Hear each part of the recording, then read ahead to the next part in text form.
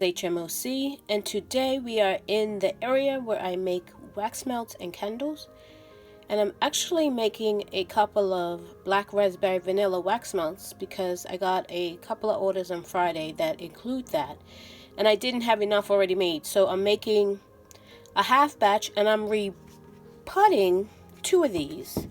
As you can see, these are the old containers that I used to use, and I'm not exactly sure why, but as you can see, they cracked. I had a couple, probably about 10 or so that did this out of the whole batch. I mean, ever since I've been using them, they do this. I'm not sure if it's, no, it's not that particular scent because I've had other ones in different scents do that. So I'm going to rebatch these with the ones I'm making to go into orders. So I'm just going to add these to what I already have. Here I have my double boiler. Because it's such a small batch, I decided to use the double boiler instead of using the big kettle. And I'm just going to drop the 2 ones that I want to repot in there. And I'll just scent it and color it. Actually, I'm not going to color it any more than it already is because I already put the coloring in it. I'm going to scent it for the portion that's not already scented.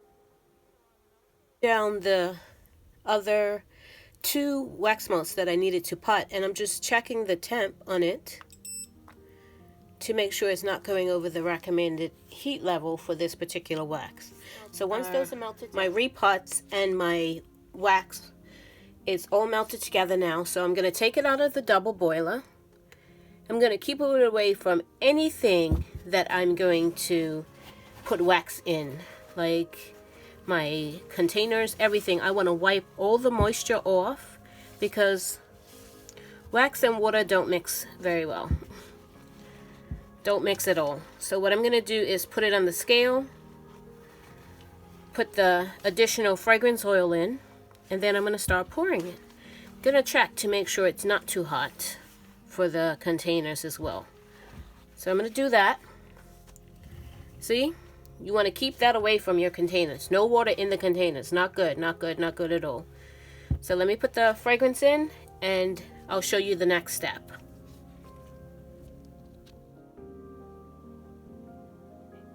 Fragrance oil in and my additional colorant, if I wanted to put that in. I actually didn't add any. The beauty of handmade is that it's going to vary from batch to batch, your colorant and all that. Except for the fragrance oil, because you can pretty much measure that out precise. So my colorant, sometimes depending on how I batch it, whether I do a double batch or a single batch, it might vary in color just because it's hand poured, and sometimes it gets a little more, sometimes it gets a little less. So I'm just stirring it up, making sure everything is well combined before I start pouring it into the containers. So once I'm fairly certain that everything is well combined, the colorant and the fragrance that I put in, I'm going to start putting it into my, I found these. They're a nice thick plastic, and they hold up a lot better than my old packaging did. So I have those, and they're an oval shape. I'm not really crazy on the oval shape, but oh well. It's what I could find. If I could find some round ones in this thickness, then I would go for those, but this is what I found. So I'm certain that now it's all perfectly combined. So I'm just going to pour, and I use a small glass measuring cup because I find this gives me more control than a bigger batch or a bigger container would. So I'm just going to start pouring.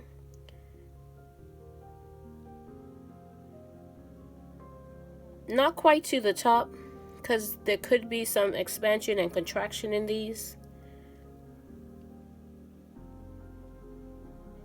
Find it a lot easier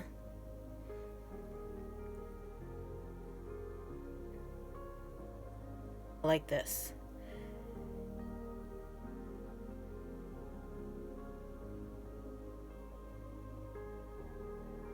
I have 7 of them.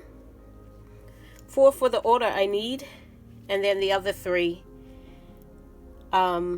it's going to be just go on the shelf ready for when orders come in. So I leave these to dry for 24 to 48 hours before I put the tops on them and I label them. So I'll show you what I do when they're completely dry and they're ready to be labeled and put the tops on them. So I'll just sit them on the curing rack so they can solidify, and then I'll show you what I do then.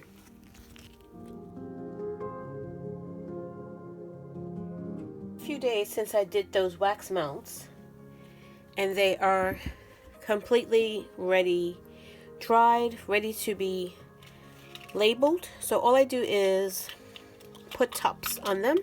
So I just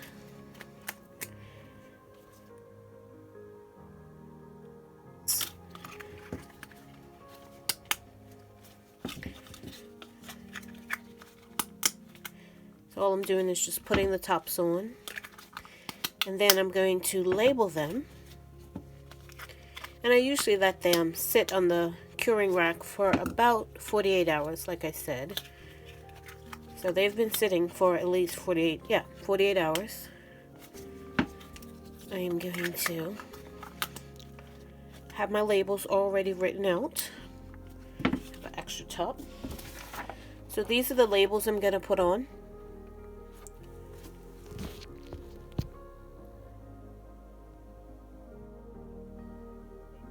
I have my tops all on. I am ready for my labels. I have written out all my labels here. So I'm just gonna go ahead and label each one. So basically, I just put the label right on the side, and that's it. Simple as that. I don't know if you can see that so well, but it's definitely, I don't know if the camera's picking it up, but you can definitely read it. And I find these clear labels are better than, say, the white labels themselves, because sometimes those white labels can distort what's actually in the bottle itself. So since these are so small, I decided to go with the clear label, so they kind of pick up what's in the background of them. And they look really pretty, really nice, because they let the product shine through. So once I finish labeling these, they will go into a bin where we keep our wax melts. And for whenever someone orders, I have a few extras that I can sell. Make sure the tops are on them. That's the nice thing about these tops. They're nice and secure. Unlike the other tops, sometimes they popped off. The only thing is when somebody opens up one to smell it, they sometimes have a hard time getting it back on there, but it's okay. They make it work. So these are the wax melts I did. I repotted the 2 of them, and the rest are going to go for an order I have. So thank you so much for watching. This is H.M.O.C. If you haven't subscribed, please consider subscribing and hit that notification bell to get notified for when we upload videos. Happy holidays and have a good day.